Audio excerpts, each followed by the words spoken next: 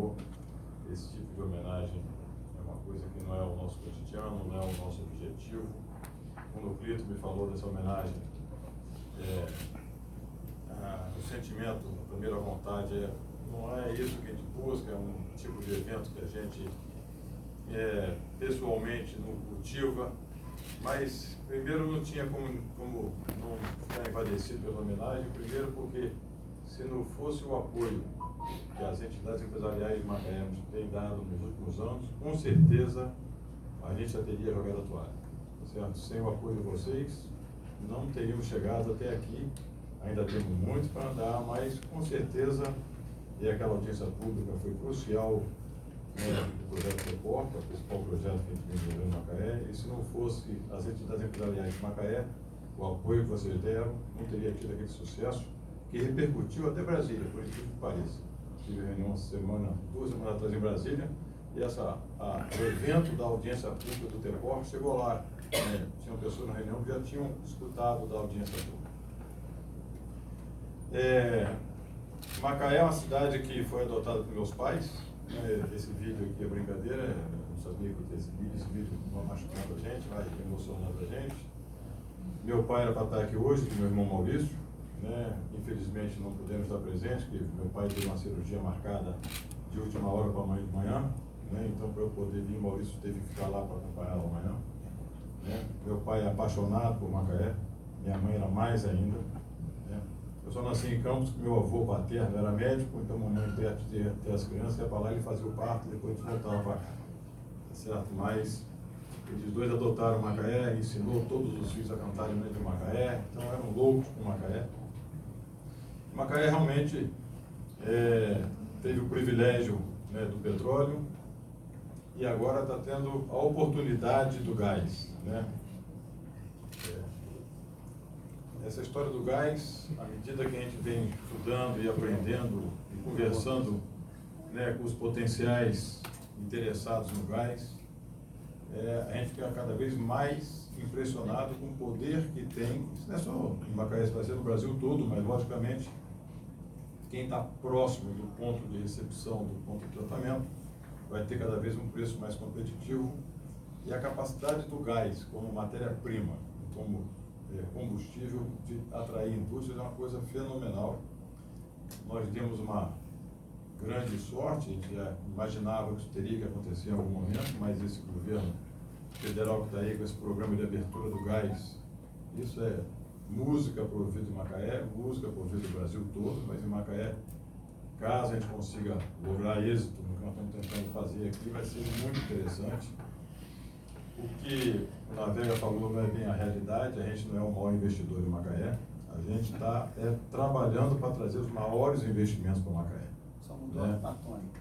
Mas é verdade, a gente com certeza está longe de ter capacidade de investimento porque tem que ser feito, mas a gente com certeza tem conversado com grandes investidores, cada vez mais interessados em conhecer Macaé. Um exemplo simples, a gente tinha 3 termoelétricas licenciadas em Macaé desde 2008. Estamos licenciados desde 2008. E em 2017 ganhamos um leilão, uma delas, que está em construção. Não mudou nada no mercado. No momento que o Tepor começou a virar realidade, hoje Macaé já tem, além das nossas, mais 5 GB de térmicas licenciadas e mais 5 em fase de licenciamento. Então, nós somos um pequeno exemplo. Nós estamos falando só essas térmicas de investimento de, bilhões de dólares. Mas a térmica em si não é uma empresa, uma indústria que vai trazer durante a construção traz grandes investimentos. Mas depois, durante a operação, não. Mas existem indústrias de transformação. E aí tem uma gama enorme. Meu filho Hugo, que veio comigo hoje aqui, é meu braço direito na parte de desenvolvimento de negócio, é quem mais faz interlocução com essas empresas. Falta braço para a gente atender a quantidade de empresas interessadas e olhar de perto, o que vai acontecer, o quando vai acontecer. E o nosso trabalho é muitas vezes juntar as pontas do interessado com o produtor do gás e do óleo, principalmente do gás, que estamos tentando trazer para Macaé. A gente vai juntando essas pontas e os caras vão vendo interessante a oportunidade que vai ser em trazer a indústria dele para Macaé. Nem todas vão vir para Macaé, mas muitas a gente espera que venham para Macaé, e a tendência natural vai ser isso acontecer. Macaé tem uma coisa que nos preocupa, né, que é importante vocês entenderem, que a gente vem lutando muito, a parte de licenciamento ambiental só vai ficando mais rígida no Brasil e no mundo inteiro, né? Mas o licenciamento ambiental de algumas indústrias, quando você fala, vou licenciar uma área para fazer um pátio de tubo, um galpão, são coisas simples. Quando você fala em licenciar áreas para fazer indústrias de transformação, né, que tem ruído, tem emissão, tem uma série de outros estudos que tem que ser feito, a gente precisa de ter áreas próprias para indústrias, afastadas das residências, porque senão é impossível licenciar. Se o cara não consegue licenciar aqui, ele vai licenciar em algum lugar que seria possível, não depende da vontade dele, depende da legislação. Essa legislação é todo dia mais rígida. Em Macaé tem até um zoneamento urbano muito bem feito e bem bolado. Mas tem um defeito grave nesse zoneamento urbano, que é, eu fico olhando, todo dia a gente está fazendo algumas experiências de locação de indústrias. Em Macaé, dentro das zonas industriais, a legislação urbana permite que se façam empreendimentos residenciais. Então, você pega uma zona industrial que tem 5, 6 milhões de metros quadrados, você vai ali no meio, bota um condomíniozinho de 50 mil metros quadrados. O que aconteceu? Você internalizou 1 milhão, 2 milhões de metros quadrados naquele entorno.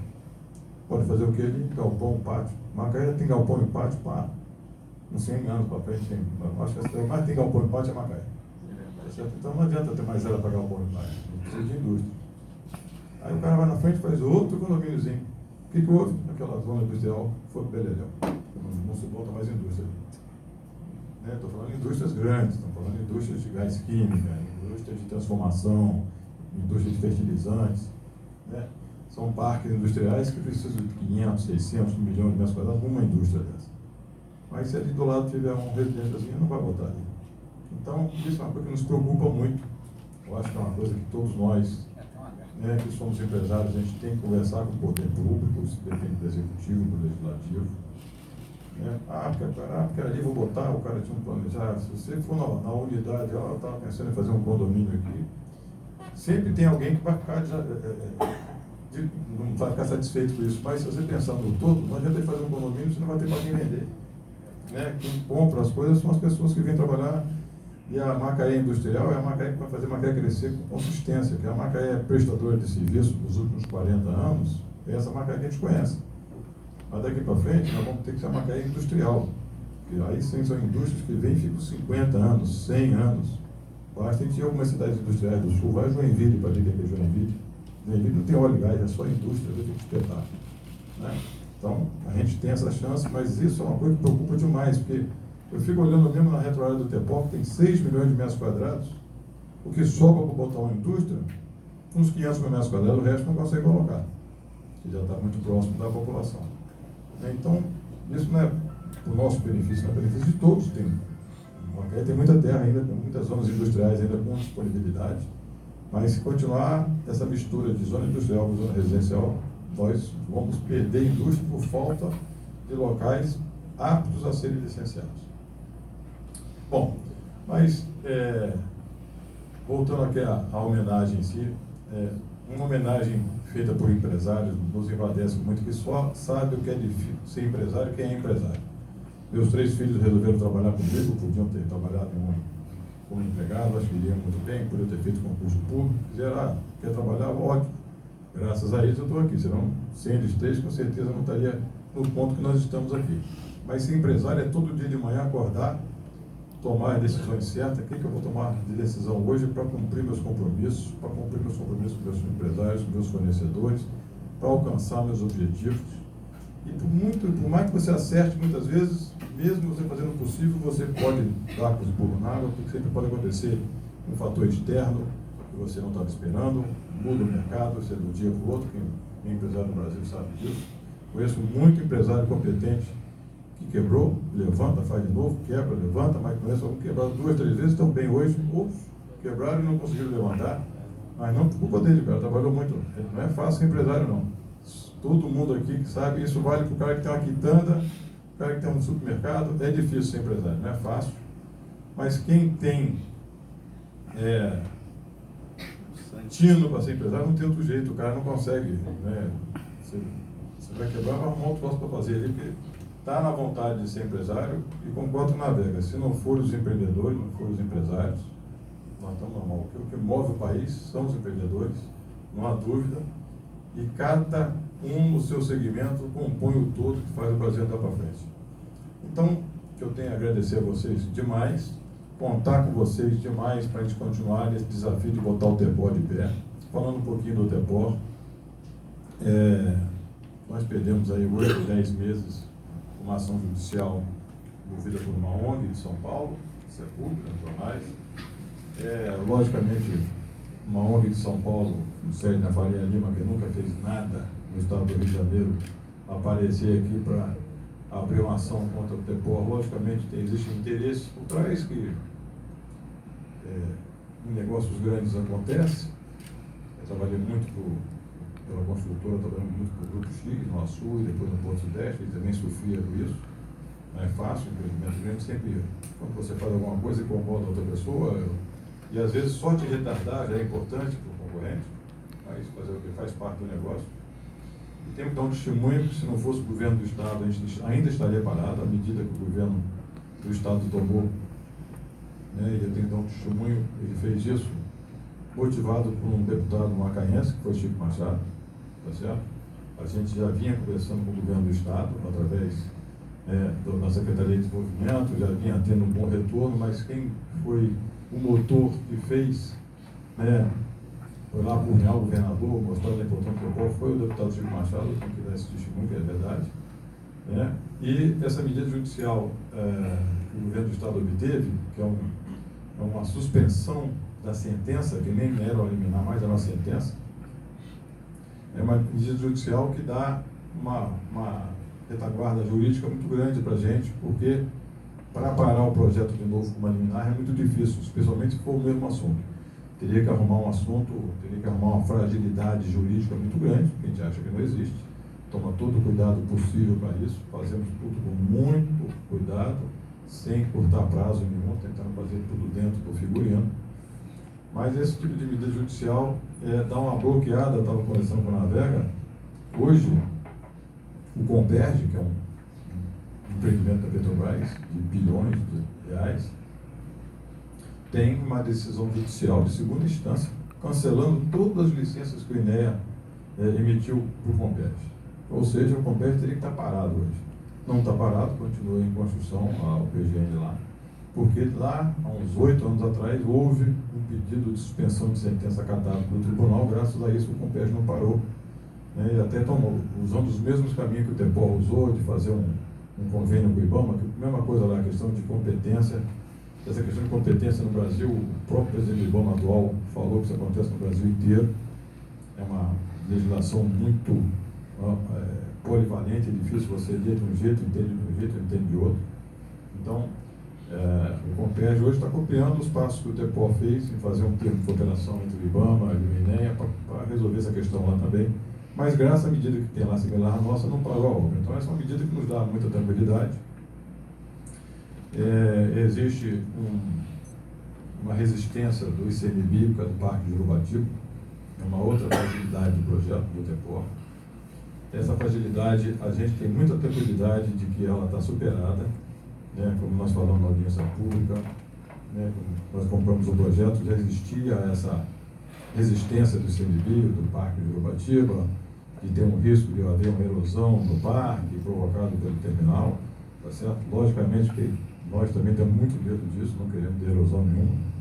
Estamos muito preocupados com o parque, mas estamos ainda bem mais preocupados com a população que fica entre o porto e o parque, que é uma comunidade lagomar inteira ali, sei lá, 15, 20 mil pessoas, e que com certeza a gente não quer que o mar entre ali fazendo erosão para ninguém. E tomamos esse cuidado. Então, para fazer todo esse estudo de morfologia costeira, contratamos o INPH, que é um outro instituto federal de grande competência. Foi a parte mais demorada do RIA-RIMA, levou quase 10 meses, fazendo várias simulações, aí faz o estudo, passa, não passa, até que no final, eu falei pessoalmente com o presidente do INPH, falei, olha, a gente só vai à frente se você realmente garantir que não vai ter esse risco. E para garantir que não vai ter esse risco, tivemos que incluir no projeto 7 espigões de 300 metros praticamente cada um, ao longo da costa, para ter certeza que não vai ter movimentação de sedimento. Né? Um deles, inclusive, vai ajudar muito a recuperar um problema que acontece na fronteira. Né? Então, a gente tem muita tranquilidade quanto a isso. O NPH fez todo o projeto de um porto muito parecido, que é o Porto do Pecém, no Ceará. O Porto do Pecém, no Ceará, é uma ponte com uma ilha artificial, muito parecido com o nosso terminal lá. E quando esses tipos de estudo, eles fazem modelos matemáticos teóricos, né? O cara vai fazer a previsão do que vai acontecer na costa com aquele novo, né, obstáculo, a ilha vira um novo obstáculo ali. E todos os prognósticos que o NPH fez para a B100, que já está construído, operando há alguns anos, está lá ocorrendo exatamente ao que estava previsto. Então, nos dá muita tranquilidade saber que temos NPH. E o NPH bem que dá uma blindagem, porque sempre fica na cabeça de algumas pessoas que imaginam que o empresário pode tudo, né? Que vai pagar para o cara assinar alguma coisa errada. O profissional sério não faz isso. Mas, por ser um outro órgão federal, acho que a gente faz um bom contraponto a um outro órgão federal, que é o CMBio. A gente tem trabalhado nisso, conversado com o CMBio em Brasília. Acho que também isso vai ser superado de forma pacífica. Né? Ainda é uma pendência, não para o projeto, mas preocupa o projeto, preocupa o investidor. Os grandes investidores são muito conservadores, né? O grande investidor tem sempre um batalhão de advogados que chegam na frente. Enquanto você não passa por eles, você não consegue que eles avancem no investimento. Então, tem que ter um projeto manso e pacífico. A licença tem que estar pacificada. A gente acha que vai conseguir isso. A gente está com muita esperança da LP do Depor sair, talvez ainda esse mês. Você que está bem de primeira mão. Mas existe chance de sair em outubro. Se não sair em outubro, sair em novembro. Mas a gente está com muita esperança em outubro. Até porque tem outros. Nós vamos ter vários leilões de energia. Tem um leilão de energia na sexta-feira da semana que vem, dia 18. Tem leilão de energia em março, abril de 20. Tem leilão de energia em setembro. Porque o Brasil voltar a crescer um pouquinho, precisa muito de energia. Tem um consultor nosso que fala para cada 1% do PIB, o Brasil precisa de 3 GB de energia nova, senão não vai à frente. Né? Então, esse leilão de energia é importante ter a licença do Depor, que no Depor tem um terminal de regasificação que ajuda a dar segurança para a energia, enquanto você não tem 100% do gás nacional, para fazer uma passagem entre anos de 23 e 26, 28, depois a gente deve ter gás nacional sobrando, se Deus quiser. E gás nacional sobrando é gás barato. Gás barato é indústria. Cada dia eu estou aprendendo, o Hugo vem sempre nos mostrando, falando com diversos potenciais investidores, o potencial que nós temos, que o Brasil tem, de ter indústria com esse gás a 4, 5, 6 dólares no BTU é uma novidade. Mas, gente, é isso. Agradeço demais. Né? Não tenho mais palavras para agradecer. Estou muito emocionado de estar aqui. E, com certeza, reafirmo, precisamos muito do apoio do empresariado de Macaé para a gente andar para frente. E vou ter o maior prazer em estar sempre trazendo aqui, olha, fechamos, vamos trazer indústria A, B ou C. Essa é a casa que vamos estar sempre trazendo os responsáveis, para os responsáveis entenderem o que Macaé tem para oferecer, que isso é uma riqueza. Né?